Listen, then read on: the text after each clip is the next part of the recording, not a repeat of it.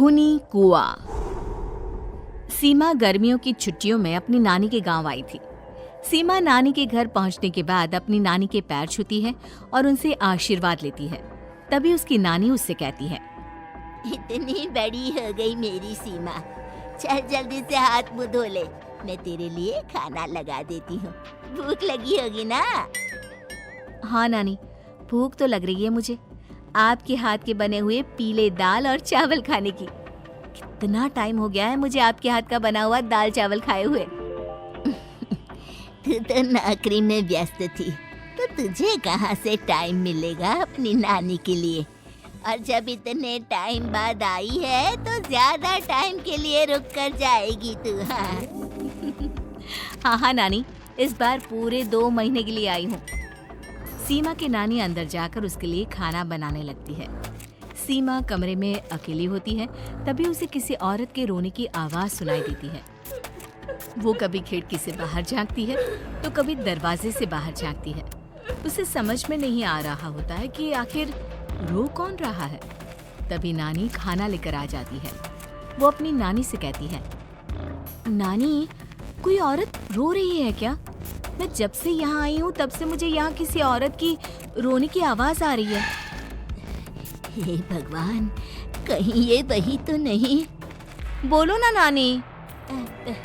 अरे कोई नहीं रो रहा, ये तेरे मन का वहम है।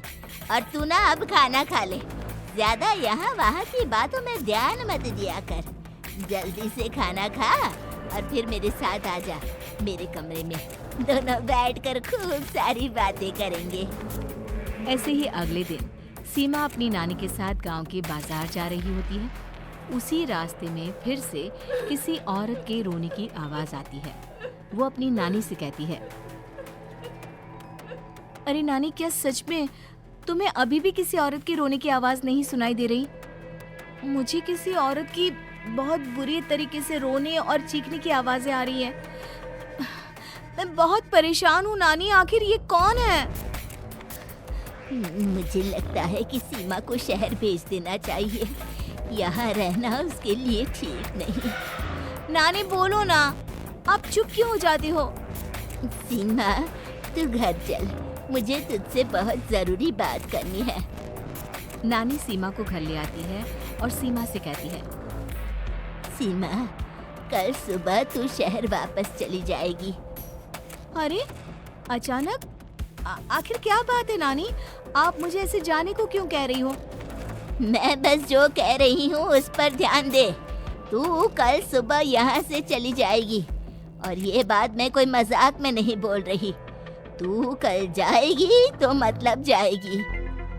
अरे नानी, चली जाऊंगी मैं, ठीक है, पर आखिर बात क्या है ये तो बता दो।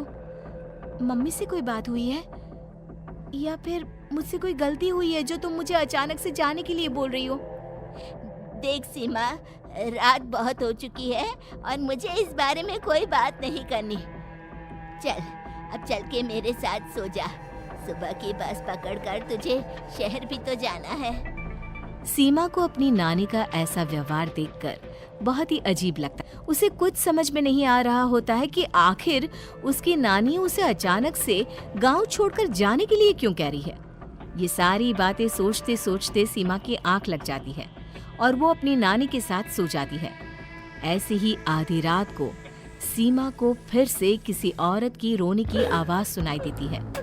वो उस औरत की आवाज सुनकर बार बार करवटें बदल रही होती है और तभी उसे सपने में भी एक अजीब सी औरत की परछाई दिखाई देती है, जो इतना चीख चीख कर रो रही होती है कि सीमा डरकर उठ जाती है। वो पूरे पसीने पसीने हो रही होती है। वो अपने आसपास देखती है तो घर में बिल्कुल शांति का माहौल होता है। सीमा घबरा जाती है। वो अपनी नानी को जगाने की कोशिश करती है, मगर उसकी नानी नहीं जगती। सीमा को फिर से उस औरत की रोने की आवाज सुनाई देती है। आखिरकार सीमा अपने आप को रोक नहीं पाती और वो घर का दरवाजा खोलकर बाहर निकलती है। आखिर ये माजरा क्या है? आज तो मैं पता करके रहूंगी। अब आवाज का पीछा करते हुए सीमा आधी रात को गांव के चौपाल के पास बने कुएं के पास पहुंच जाती है, जहां कुएं की चारों ओर बेड़ियां लगी होती हैं। उन बेड़ियों में लगे हुए ताले के साथ एक लाल रंग का कपड़ा और माता रानी का कलावा बंधा होता है। उस कुएं में से सीमा को किसी के रोने की आवाज आती है। सीमा परेशान हो जाती है। इस कुएं में कौन है? कौन है यहाँ? सुनो, कौन है? कौन रो रहा है? वो चिल्ला चिल्ला कर पूछती है और साथ ही लोगों को जगाने की कोशिश करती है, मगर किसी को भी उसकी आवाज सुनाई नहीं देती। अब सीमा खुद उस कुएं के पास की बेड़ियों और तालों को खोलने की कोशिश करती है और किसी तरह कुछ देर की मशक्कत के बाद सीमा उसको खोल भी देती है। और जैसे ही वो कुआं खोलकर उसके अंदर झांकती है, सीमा उस कुएं में गिर जाती है। इतने में उसकी नानी की नींद भी खुल जाती है और सीमा को पास ना देखकर नानी परेशान हो जाती है। नानी घबराकर पूरे घर में उसे ढूंढने की कोशिश करती है, जिसके बाद उसकी नानी और सभी लोग उस खूनी कुएं के पास जाते हैं और सीमा की नानी कुएं के पास खड़ी होती है। सभी गांव वालों और सीमा की नानी को सीमा के चिल्लाने की आवाज आती है। बचाओ! कोई मुझे बचाओ! मेरी बच्ची, हम आ गए, हम तुझे बचा लेंगे। नानी, मुझे यहाँ बहुत डर लग रहा है। यहाँ इंसान की कटी हुई मुंडिया, हाथ, पैर और कंकाल हैं और खून भी है। नानी, मुझे डर लग रहा है। आप सब मेरी मदद कीजिए, नहीं तो ये खूनी कुआं मेरी बच्ची को भी खा जाएगा। अरे मुझे तो ये समझ में नहीं आ रहा कि आखिर इस खूनी कुएं को खोला किसने। सालों पहले इसको इतनी मुश्किलों के बाद तांत्रिक बाबा ने बंद किया था। अरे पूरा गांव खूनी कुएं के बारे में अच्छे से जानता है, तो कोई भी जानबूझकर तो ऐसा करेगा नहीं। मतलब किसी ने अनजाने में इसे खोल दिया है भैया। सीमा को इस बारे में मालूम नहीं था और जब से वो यहाँ आई थी तभी से उसे किसी औरत के रोने की आवाजें भी सुनाई दे रही थी। कहीं सीमा ने ही तो उसे नहीं खोला। अगर ऐसा है तो फिर सीमा का बचना बहुत मुश्किल है। वहीं कुएं के अंदर सीमा रोते हुए बैठी होती है कि उसे आवाज सुनाई देती है जो कुएं के बाहर खड़े गांव वालों में से किसी को सुनाई नहीं देता।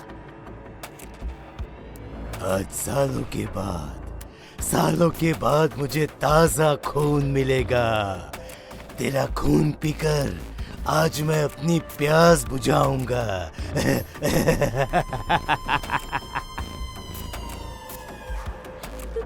कौन है? कौन है? मत मारो प्लीज, मुझे जाने दो प्लीज। मैंने किसी का क्या बिगाड़ा है? वो तुझे मरने के बाद पता चल ही जाएगा। जितने में गांव वाले और सीमा की नानी कुछ सोच पाती, उतने में उन्हें सीमा के चिल्लाने की आवाज आती है और अगले ही पल सब शांत हो जाता है। क्या हुआ? सीमा, मेरी बेटी। माफ करना बहन, लेकिन अब सीमा वापस नहीं आएगी। हमें एक बार फिर से कुएं को बंद करना होगा। गांव वाले तभी तांत्रिक को बुला कर लाते हैं। एक बार फिर अपनी शक्ति से तांत्रिक बाबा उस कुएं को हमेशा हमेशा के लिए बंद कर देते हैं और वहां एक बोर्ड लगा दिया जाता है कि यहाँ आना